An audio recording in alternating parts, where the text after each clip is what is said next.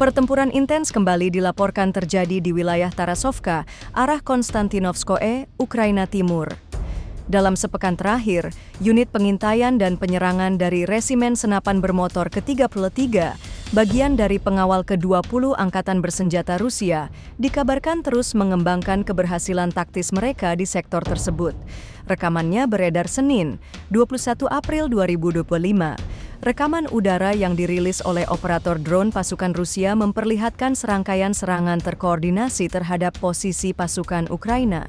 Gambar yang direkam menampilkan tingkat intensitas tembakan yang tinggi, serta manuver darat yang dilakukan di tengah medan tempur terbuka. Menurut pihak Rusia, operasi ini bertujuan untuk mendorong mundur garis pertahanan Ukraina dan memperkuat kendali atas area strategis di sekitar Tarasovka. Hingga saat ini belum ada pernyataan resmi dari pihak Ukraina terkait perkembangan pertempuran di wilayah tersebut.